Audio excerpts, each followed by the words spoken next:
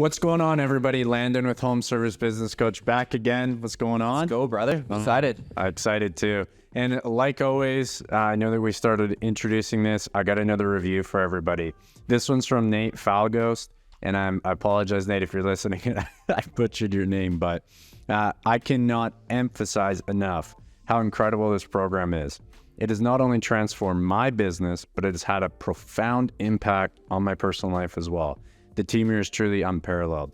They genuinely care about your success and are always there to support you. You'll like this, Dave. If I could, I would give them 10 stars without hesitation. Don't waste any more of your precious time trying to figure things out on your own.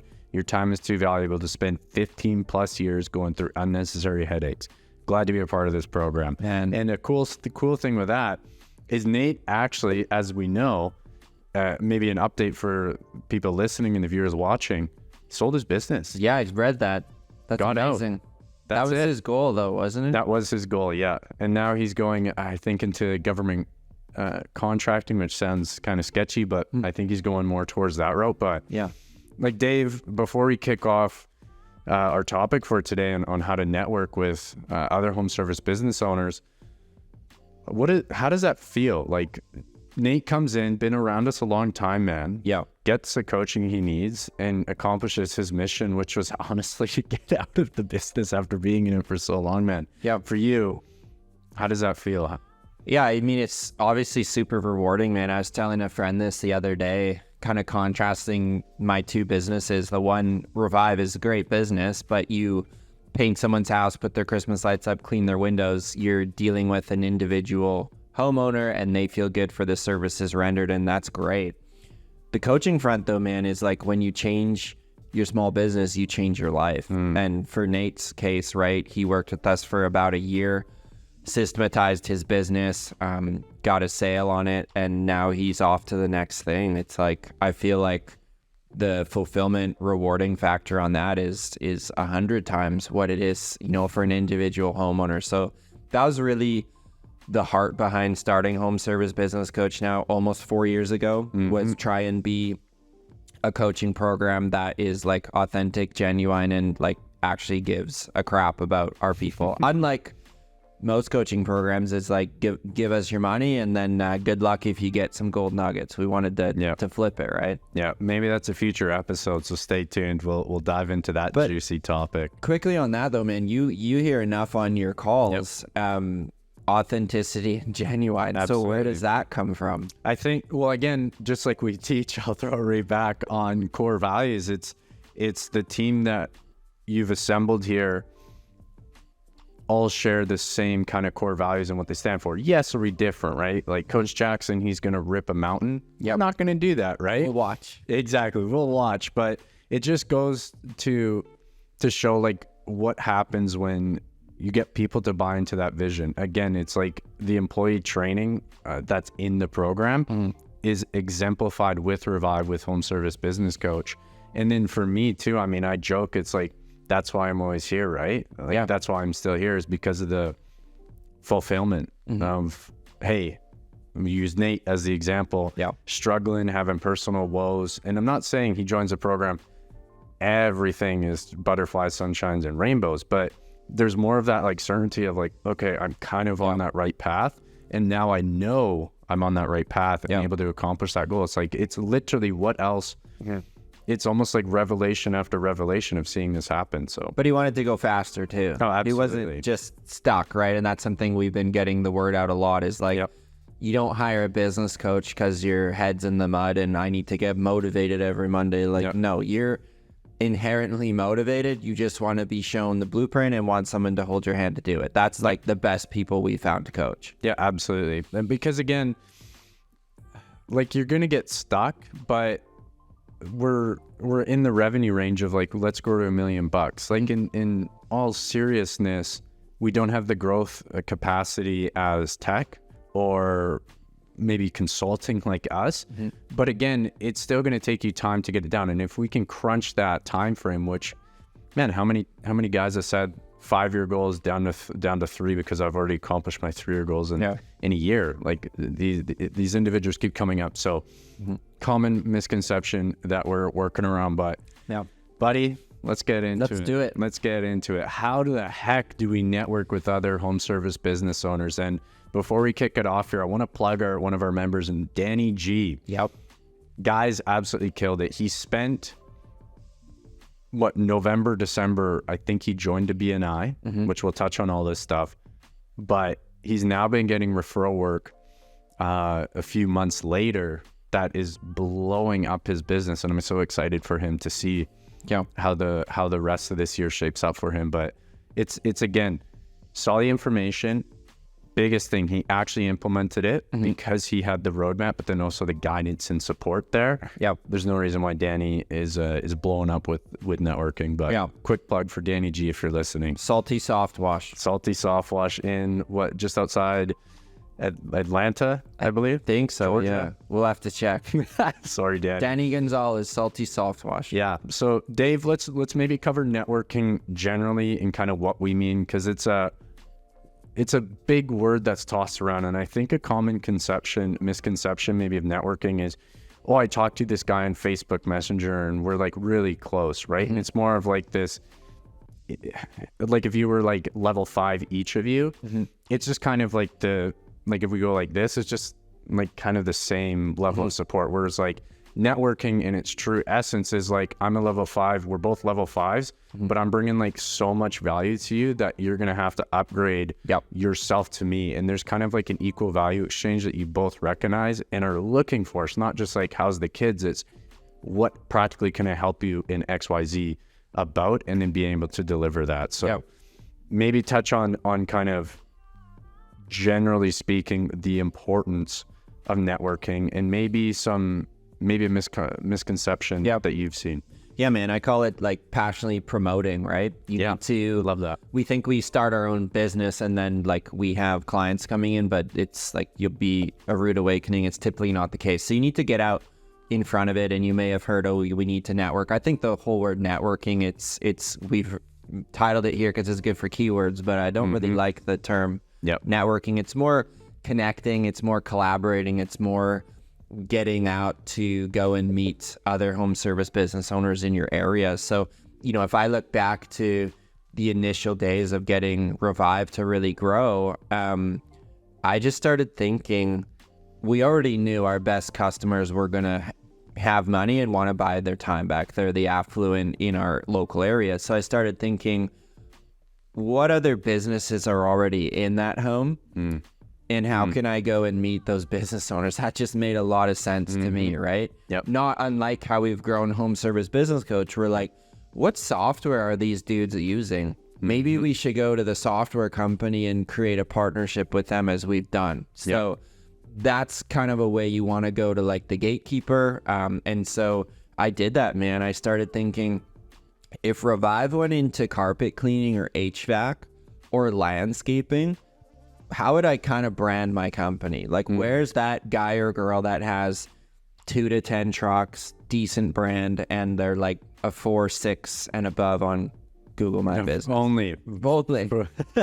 And I started reaching out, man. And I built and I'm really proud of this. We built our Revive Rolodex, like our referral partners. And it's like made us so much money.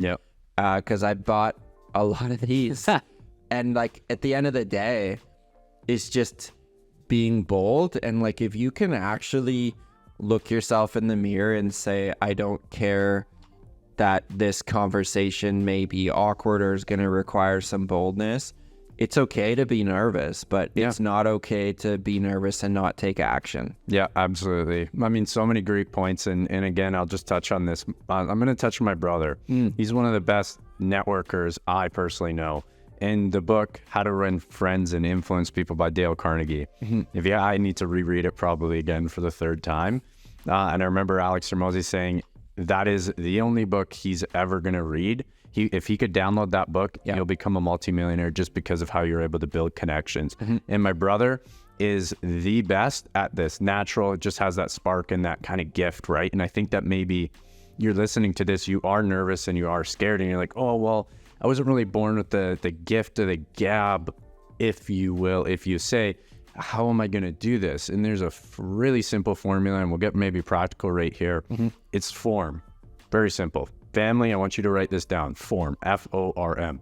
Family, occupation, recreation, motivation. Nice. And those are your 4 touch points that you can talk about. How's your family? What do you do for work? These are the most common ones. When you get to the R and the M, you're going to start to be able to probe deeper into it, okay?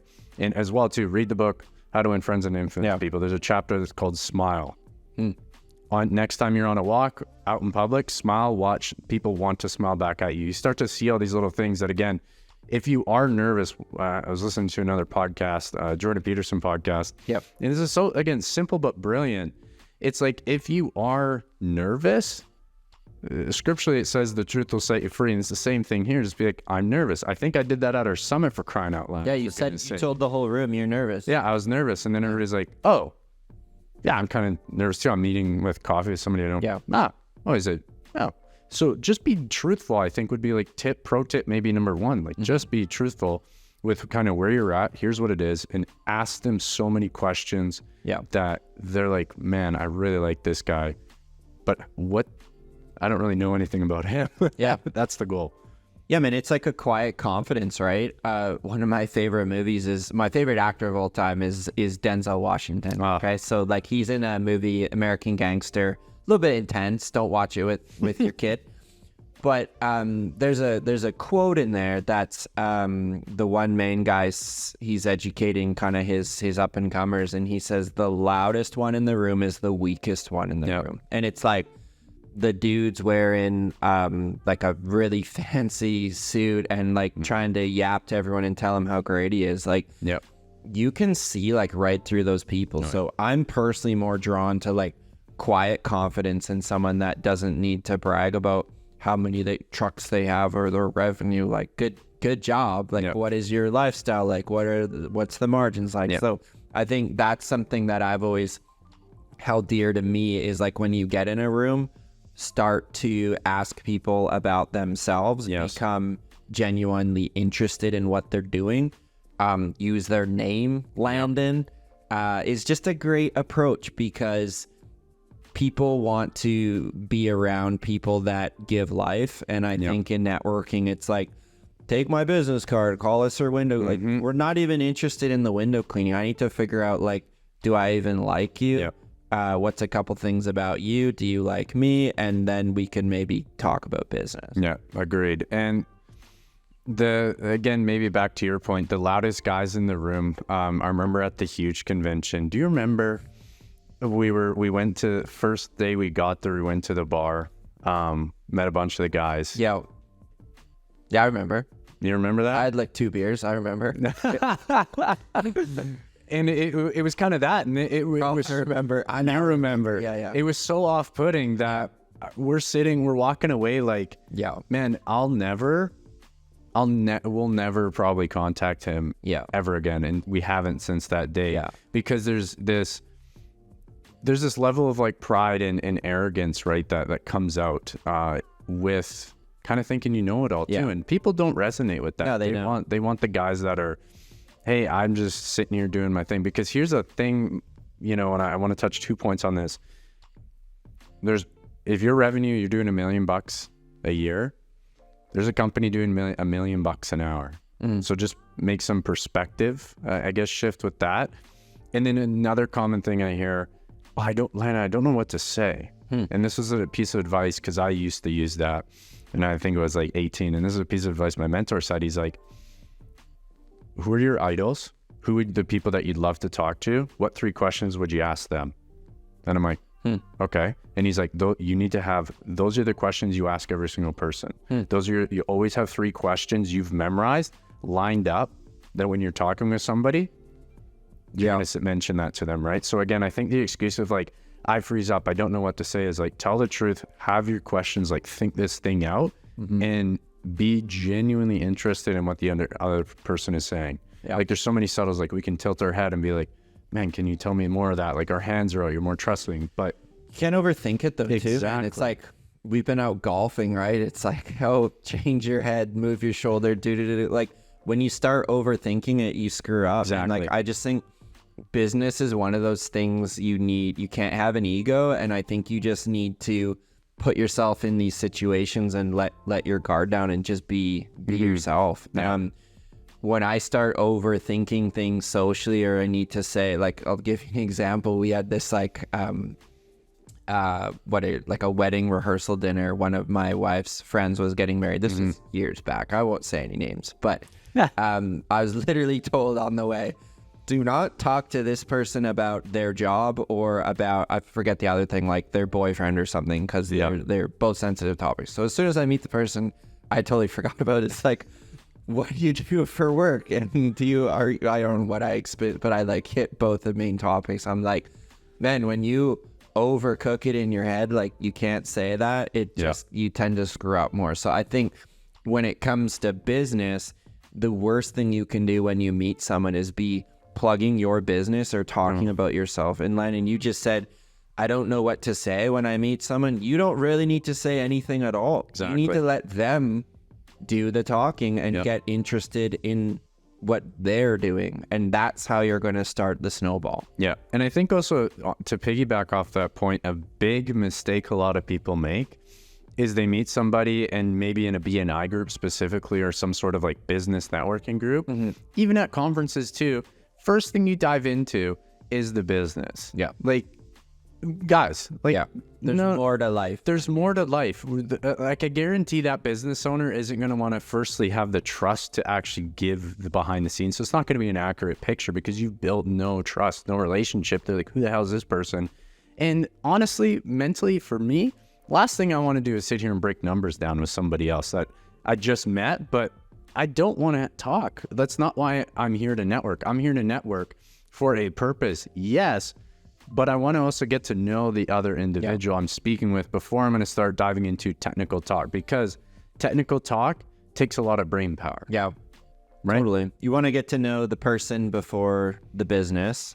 Absolutely. And I think, man, you know, a quote was said to me way back, and I love it. It's your business exists. You know, your business should not be your life.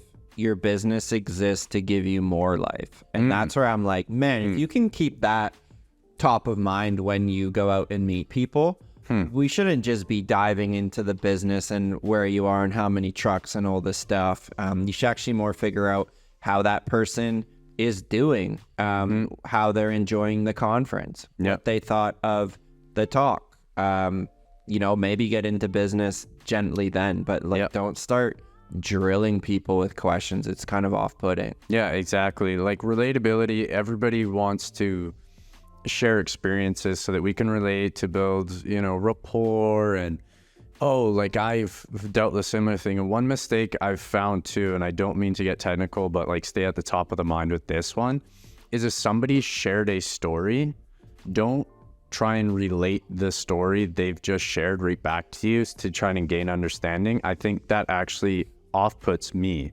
So Dave, you're like, oh, I just did XYZ. I'm like, man, I did ABC too. Yeah. You're going to be like, oh, really? But back of your mind, you're like, okay, cool. I don't really care. I didn't ask you that. Yeah. You asked me the question. I'm responding to you.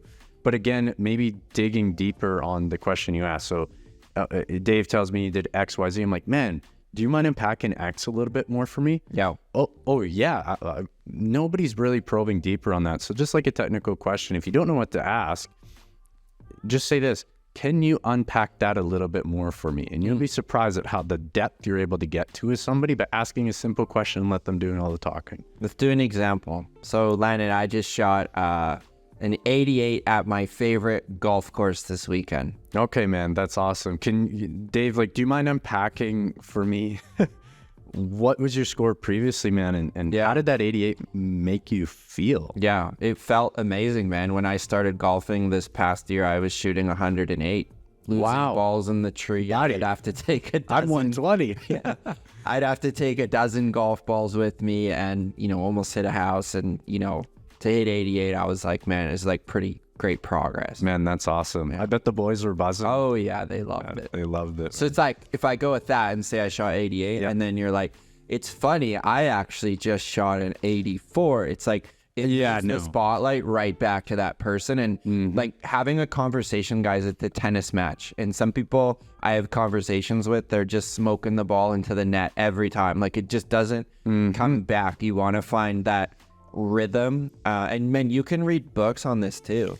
Yeah, you can read books on it. Maybe a mindset shift too is like you're nervous, you're scared, whatever the thing is. I'm not that good at this. Read the books, but the best thing about talking about in person is to just talk with people in person, right? And what an opportunity with owning a service business. You can go out and door knock if you're too scared of that. Go out and do some in-person estimates, meet with your customer, talk to them, interviews with employees. You're on the phone a lot, meeting other contractors. Like you should, if you're running a successful business, you should learn the skills of communication within 18 months. Or you're not going to have much of a business. Absolutely agreed. And and this is something I want you to practice. So if I could give you like 3 things to practice on a daily basis, very, very simple. Look people in the eye.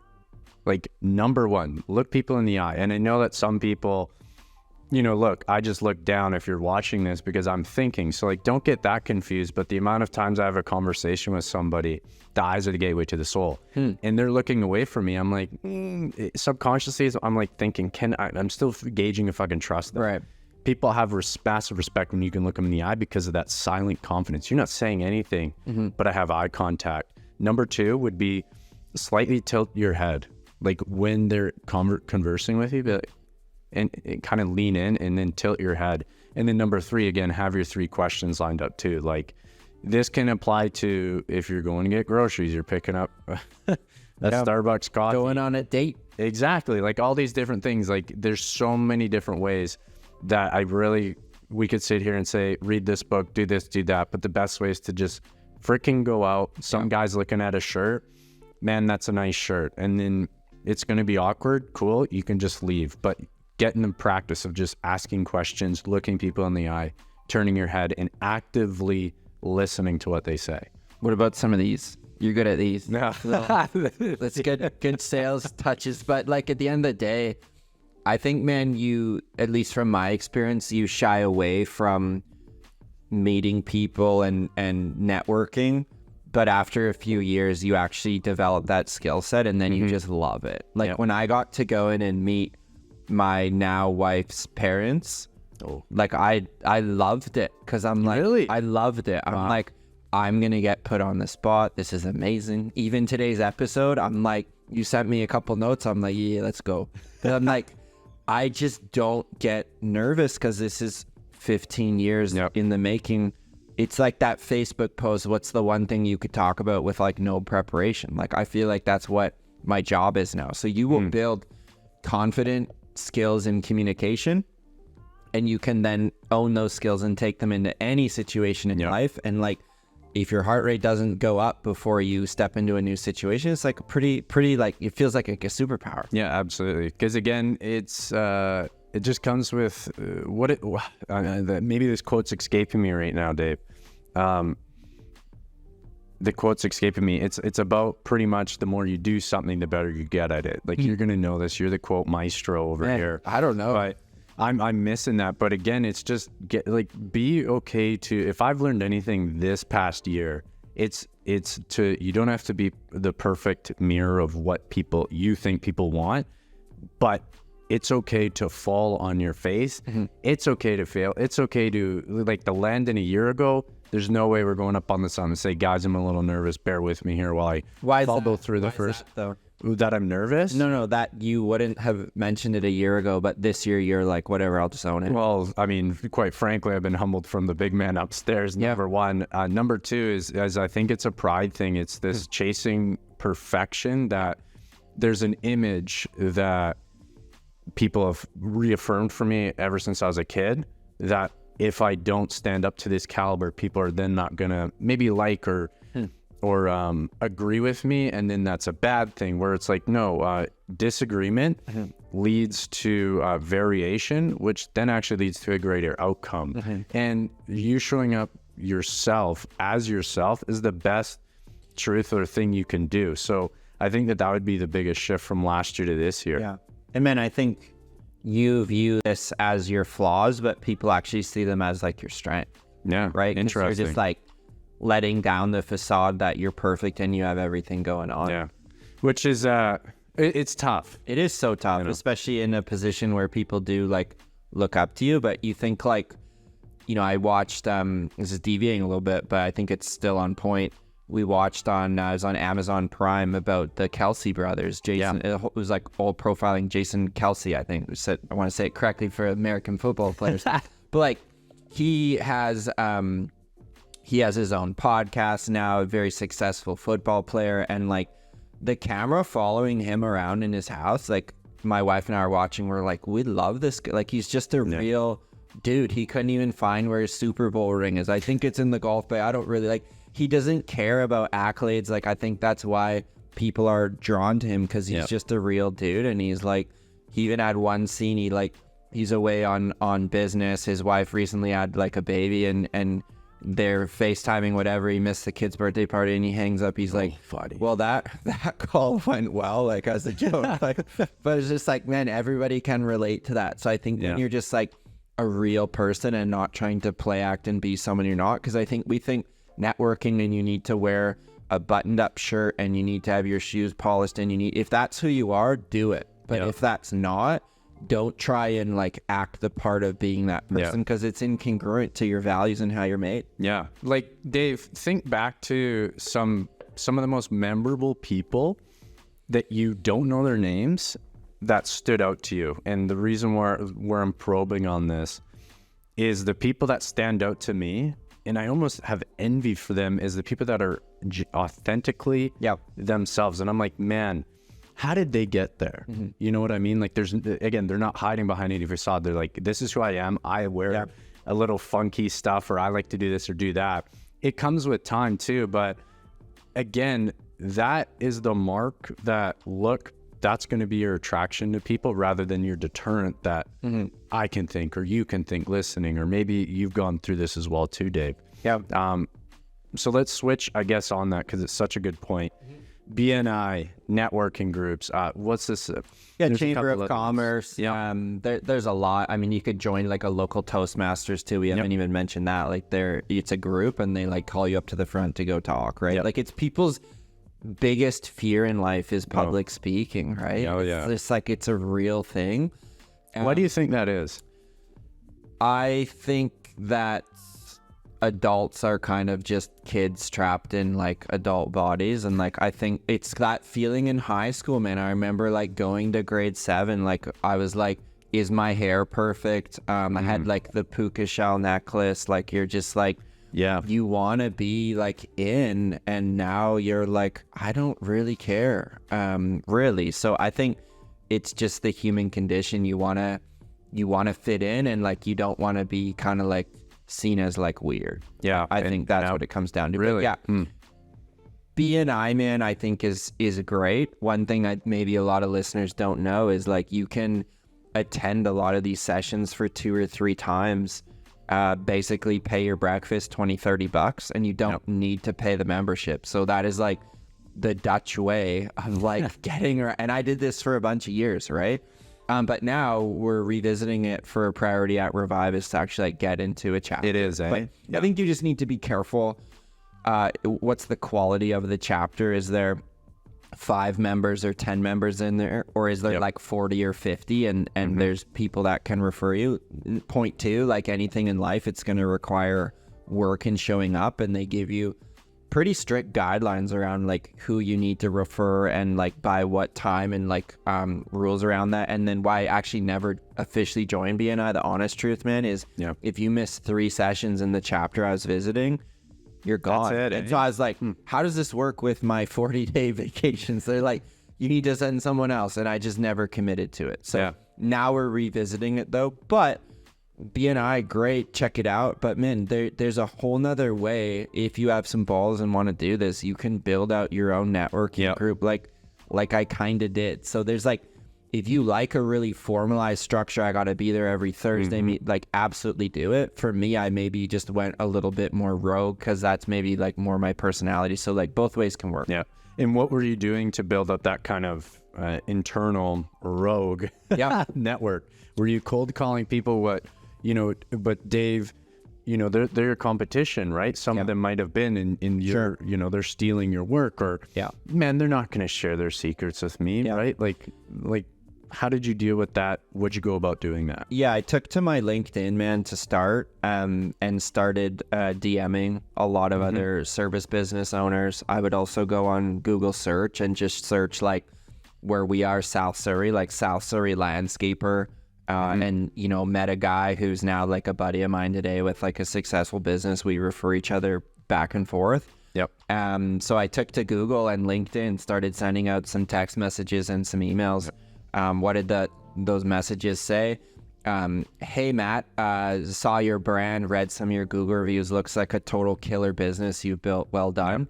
I also run a local service business. Wanted to see if you wanted to maybe grab coffee for 30 minutes in the coming months, not this week, the coming months. Busy guy. Let me know, man. Here's the kicker. I'd love to grab some business cards from you. Ooh. I got some Revive cards, Matt. Come and grab them. No. Yep. With them. What's in it for me? I want some of your business cards. And I took those business cards, and as we referred them, we would then add Matt to our Revive partners. Yep. And that's how it got done. I love that, man. I love that last line. I want to grab some of your stuff. Because I remember when I'm at Revive, it didn't really click in. But until after I referred a few people out, especially that, I think, I forget the roofing company. You might know it. They do cedar roofs, very steep pitches. There's a few we refer. Yeah, Coastal. There's a couple others, but yeah. You get my point. And I remember going down that Rolodex. I'm like, man, like I can cover anything. Yeah. And the client was so appreciative to have, a list of people that were trusted, known, and liked, because they like your company. The barrier to entry is almost nil. Yeah. Because they're like, I like you, I'm going to like them. But man, what's the wrong way to do this? You don't have a Rolodex. Your customer says, can you also clean my cedar shake roof? In your head, you see $2,000. You don't have experience doing this. So I will go to the Pressure Washer Business Owners Facebook group and put in a picture and see what my colleagues say. And then I'll go out and do this job. Like we've all been there. You're way better staying in your lane, going an inch wide and a mile deep rather than a mile wide and you do everything and we don't specialize in anything. So like get really clear on what your services are and build a Rolodex around all the rest of the stuff that you cannot be like best in class in. Yeah, that's such a good point too. Jack of all trades. We've heard, man, how many times have we said that? It's pretty common though, right? In trades. It is, right? And I'll drive this point home with the Jack of all trades, master of none. I was watching, again, an interview clip. I think we like interviews, buddy. Oh, buddy. No wonder we like doing them, right? And he said, all the billionaires I've interviewed became extremely wealthy, focusing on one lane, not diversifying into 100 different things. That goes for your investments. That goes with your personal life. You can't be a professional marathon runner and then a bodybuilder. Like those two things contradict each other, right? Same thing applies to your businesses here. You're not going to cut grass and then, all of a sudden whip out a squeegee and then all of a sudden your paintbrush is out too. Like people are going to look at you like, what the heck is going on? Plus it's stunting your own growth. Plus it's just too many things to cover. Like go find somebody, and this is delegation in your business too. Go find somebody who's better at the thing than you are. You know, as you were interviewing Tommy Mello. Yeah. First piece of advice: what do I love? What do I can't stand? The things I can't stand, I'm first going to hire for that, right? And if you hire through software or through maybe delegation to an actual another person, or maybe, hey, I'm just going to drop that thing, aka a service you hate doing. Now the problem is solved. Yeah, like your customer, I hate to burst your bubble, but your customer doesn't really care if you're the one to do the thing. No. They just want to get their problem solved. So like we took on enough sketchy roofs in our day that I had to look myself in the mirror and say, all right, new criteria. If we don't want 1,000 of these types of jobs, then it's a no. And so that's what a great framework. Honestly though, man, I read Tim Ferriss's book, The 4-Hour Workweek. It was like, if it's not a hell yes, it's a no. Yeah. And it got like, okay, that applies to my business too. Like we know for roof cleaning, if it's a walkable asphalt roof and you know the customer's located in this area, we're heck yes all day. Let's go. Yeah. Give me 1,000 of those. We're gonna rock them. Yeah. Do I want 1,000 like 11, 12 pitch cedar shake? Like no. I don't even want one of them. And the problem with this, guys, you take one on, you do a decent job, you start getting referrals for that, man, and then you become known as the guy that does a sketchy thing, and then you run into owning a business that doesn't actually scale. And that's one thing. People are like, how are you guys washing, painting Christmas lights?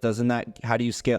My criteria is if I can train someone in the course of 2 weeks to be best in class, we'll be very interested in that service. And the bolt on with the lights and the paint, it's just to plug up our seasonality here in Canada, man, so that we can run year round, right? If I could run year round with just pressure washing, we would just be good with that. Yeah, so absolutely. that's the strategy behind it. Yeah. And another thing too, I will piggyback on this with in regards to your clients, same applies to networking or connecting or getting to know, whatever word you want to put in there, is birthdays are a huge thing, right? If I get a text from somebody I haven't talked to in a year, I'm like, that's pretty impressive. Facebook does a great job. Maybe that's something you want to start adding in to your software for your clients. If they got an email that said, hey, Jolene, notice it was your birthday. Happy birthday from us and the team app. Great idea. XYZ, right? It's like, oh, wow, they actually care. That's where we're getting tied back to what we first were talking about.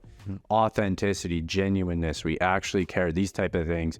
But another thing too is I had a running list on my phone for the longest time of like, I would have one keynote because that's all I'm looking for. I'm looking for one key thing that they've told me on a new person I met that was personal to them that I could touch base with them. So it's not just, hey, John, how you doing? But hey, John, I remember you were dealing with that thing. Like, man, how did that go? Like, I was just thinking about it over the past couple of days, want to shoot you a message. Yeah.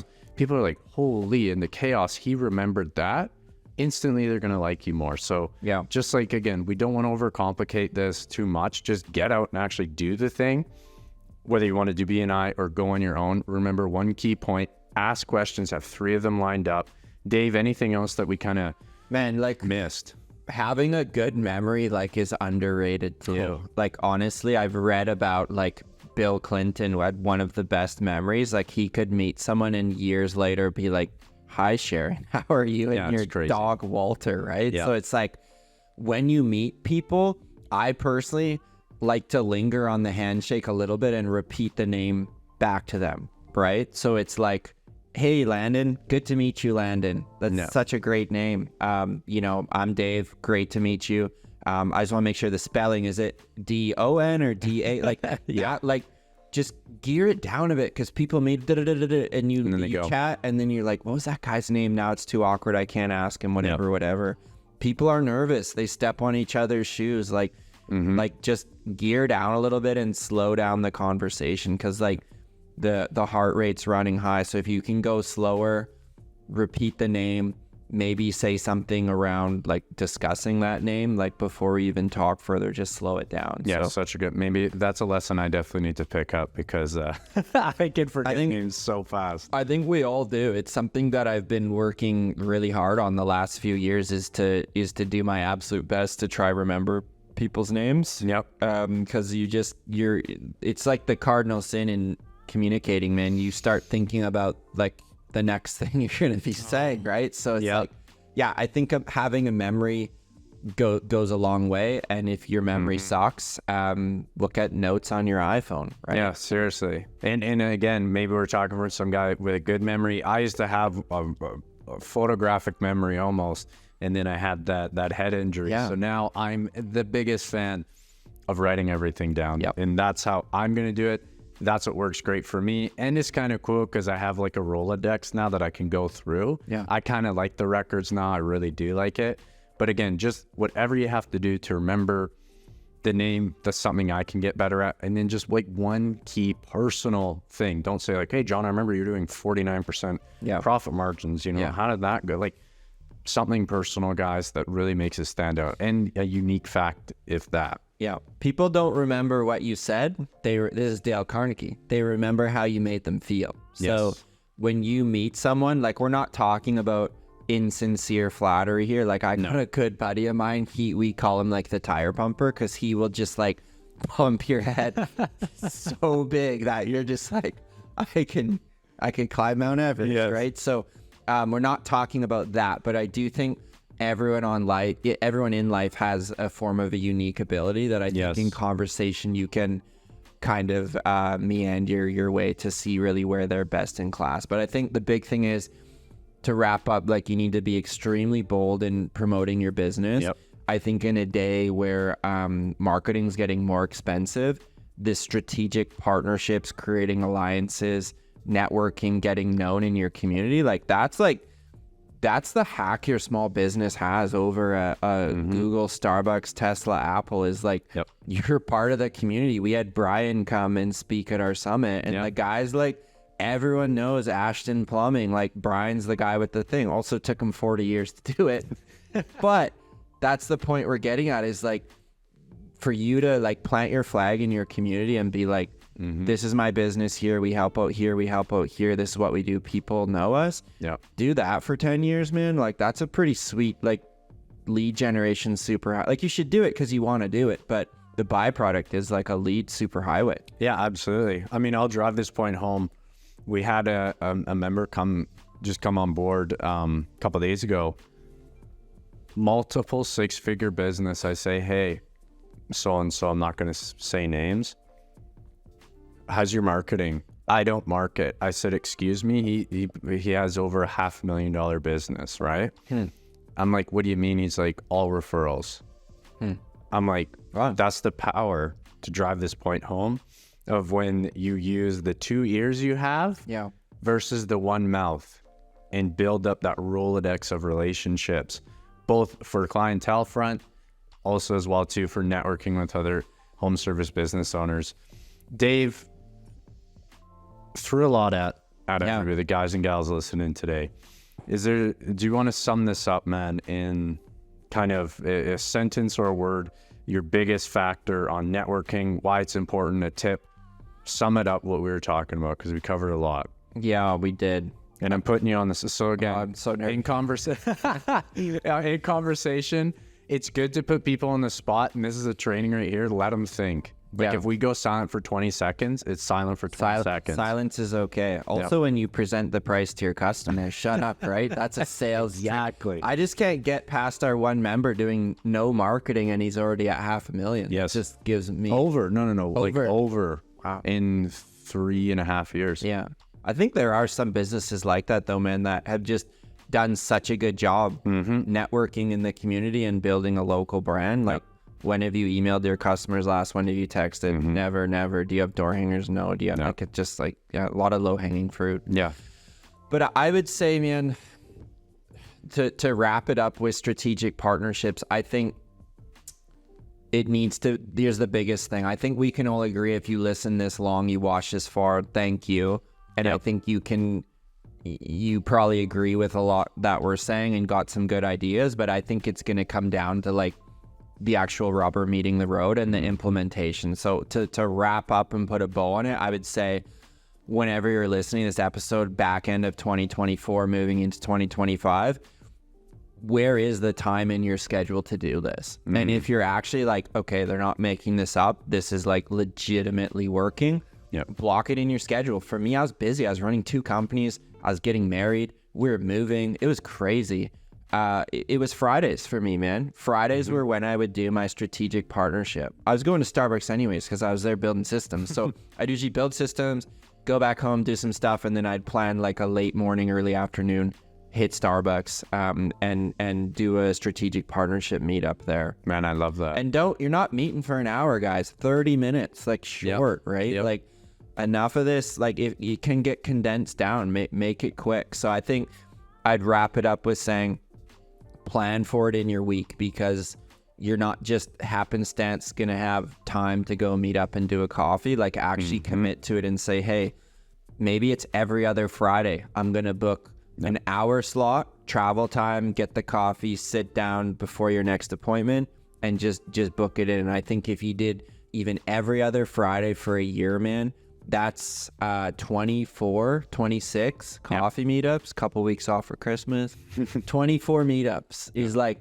how would that change your business? Then you do that for a couple years, that's great. Or if you want more steady schedule, like look into BNI, look into something local that has business owners that you could meet. Yeah, I love that. Great idea and great advice. This one was a fun one, buddy. Let's leave it on you, man. Leave us with the quote. Give us a on the spot final quote as it pertains to kind of what we talked about, networking, or even just you've done a great job, man. You've like you're a salesperson, but you're like not really that like greasy. Like you're like a the best way I'd classify you, man. You're a beauty, and people want to be around beauty. So how did you give us a quote around maybe getting to know people or something around building relationships, because I think you've done like a great job with that. And I appreciate that. I would leave you with this, and I don't know if it's a quote, but I would, and I apologize for a little slight swear word here, but Okay, we'll bleep it out. yeah, we'll bleep it out. Maybe I'll- Give a shit more about the person you're talking to than you do yourself. And I think that is just like, if I could sum up, you know, people meet us, oh, genuine XYZ, whatever the heck it is, building relationships. Oh, you can talk to that's it. I just genuinely care more. Like, I know about myself. I don't really care to talk about myself. Like, I'm kind of cool. I maybe have a weird voice and stuff. I don't care. Got an accent, right? Always, there's the joke. But again, I I have a genuine interest. I care. That's what I would leave with you. That's kind of my secret weapon, is that I actually care. Shows in everything that we do, I do, whatever the heck it is. Kind of a page out of Gary Vaynerchuk's book, man. He's like, he posted a while ago, but he's like, the ultimate marketing strategy. Are we all ready? Are we ready? Yeah, we're ready. Care. Yeah, it's like seriously. one word, but it is so funny, because I think most of your competitors in your market, like they'd be more interested in what their revenue is this month versus like how many happy clients did we actually make, or how did I actually really take care of my employee in that one situation, right? Like stepping aside with your own needs. And it's that Zig Ziglar quote. Here's our quote. You help enough people with what they want in life, you can have everything you want. And I just think, I'm like, man, that is like, it's life advice, but also business advice. It's so amazing. Yeah, it is great. Go talk to people. Yeah, I think that would be the biggest thing to kick it off, and actually do the thing too. Like, we've listened to it, you know, how long, half an hour, however long we've been going.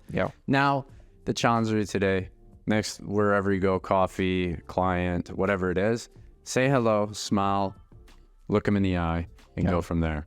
And send us an email, guys. We want to hear from you. Our direct line for the show, it's info@homeservicebusinesscoach.com. So we've had some inquiries come in of like, hey, you guys, like, this is awesome, loving the format, loving the studio. You should look at doing a topic on this or like this. So like, if you made it to the end of this, you're in probably the top 10% of our listeners and viewers. So ping us over an email and tell us what you want to hear. You're a beauty. And throw the language back. But guys, again, Dave and Lando with Home Service Business Coach. Appreciate you coming. Schedule a call with me. You're going to talk to the not so sleazy sales guy here. If we can help your business, if we like each other, those are huge things that we're looking for here. Other than that, though, Dave, as always, so good to have you. Appreciate it. Take care, everybody. See you guys.